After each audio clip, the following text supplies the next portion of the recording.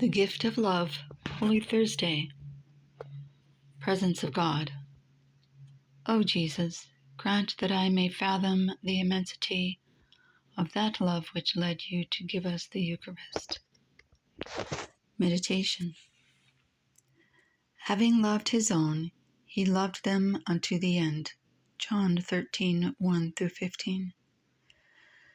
And in those last intimate hours spent in their midst, he wished to give them the great proof of his love. Those were hours of sweet intimacy, but also of most painful anguish. Judas had already set the price of the infamous sale. Peter was about to deny his master. All of them within a short time would abandon him. The institution of the Eucharist appeared then as the answer of Jesus to the treachery of men, as the greatest gift of his infinite love in return for the blackest ingratitude. The merciful God would pursue his rebellious creatures not with threats, but with the most delicate devices of his immense charity. Jesus had already done and suffered so much for sinful man, but now, at the moment when human malice is about to sound the lowest depths of the abyss, he exhausts his resources of his love and offers himself to man, not only as the Redeemer who will die for him on the cross, but also as the food which will nourish him. He will feed man with his own flesh and blood. Moreover, death might claim him in a few hours, but the Eucharist will perpetuate his real, living presence until the end of time. "O you who are mad about your creature," exclaimed Saint Catherine of Siena, "true God and true man, you have left yourself wholly to us as food, so that we will not fall through weariness during our pilgrimage in this life, but will be fortified by you celestial nourishment." Today's Mass is in a very special way the commemoration and the renewal of the Last Supper, in which we are all invited to participate. Let us enter the church and gather close around the altar as if going to the cenacle to gather around Jesus. Here we find, as did the apostles in Jerusalem, the Master living in our midst, and he himself, through the person of his minister, will renew once again the great miracle which changes bread and wine into his body and blood. He will say to us, "Take and eat, take and drink." It was Jesus himself who made the arrangements for the Last Supper, choosing a large room, Luke 22:12, and bidding the apostles to prepare it suitably. Our hearts, dilated and made spacious by love, must also be a large cenacle, where Jesus may come and worthily celebrate his Pasch. During the Last Supper, and coincident with his gift of the sacrament of love, Jesus also left us his testament of love, the living, concrete testament of his admirable example of humility and charity in washing of the apostles' feet, and his oral testament of the proclamation of his new commandment. The Gospel of today's Mass, John 13:1-15, shows us Jesus as the Master, washing the apostles' feet.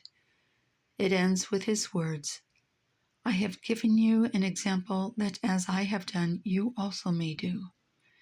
It is an urgent invitation to that fraternal charity which should be the fruit of union with Jesus, the fruit of our Eucharistic communion. He mentioned it in precise words at the Last Supper. A new commandment I give unto you, that you love one another as I have loved you, and that you also love one another.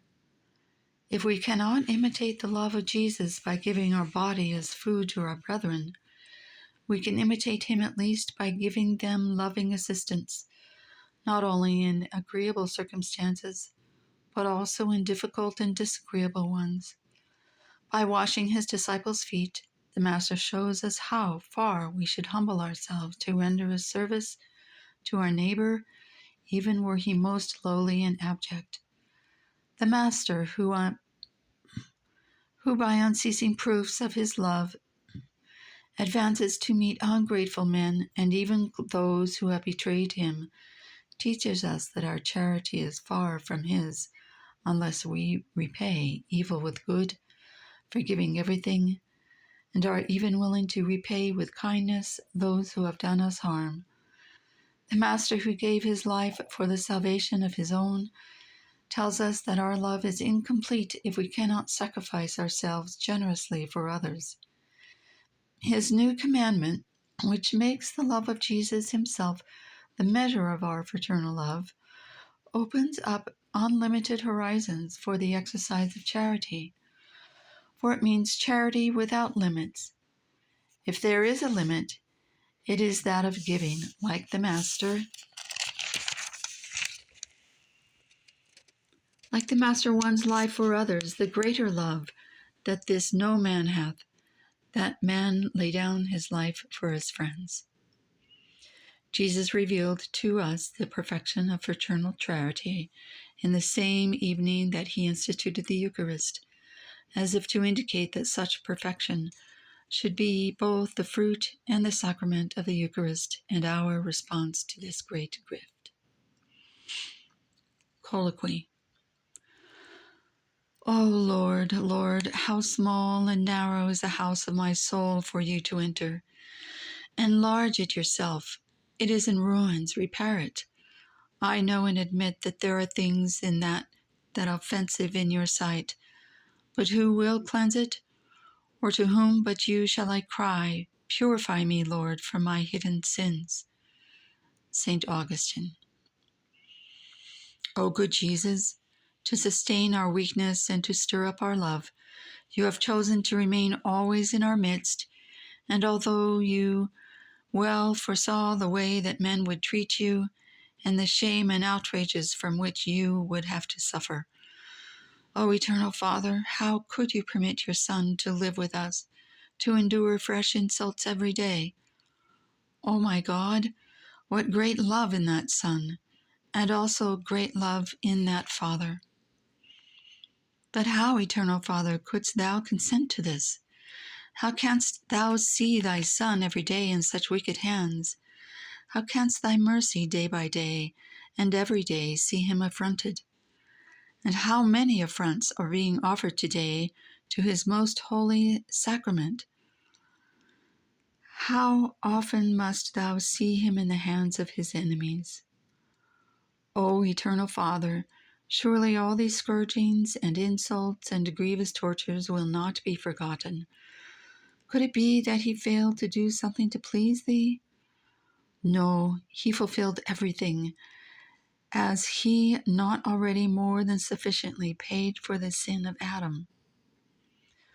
O Holy Father, who art in heaven, if thy divine Son has let nothing undone that he could do for us in granting sinners so great a favor as that of the Blessed Sacrament, do not permit him to be so ill-treated, since thy Holy Son has given us this excellent way in which we can offer him up frequently as a sacrifice. Let us make use of this precious gift, so that it may stay the advance of such terrible evil and irreverence as in many places is paid to this most holy sacrament. Theresa of Jesus, 33:3-35.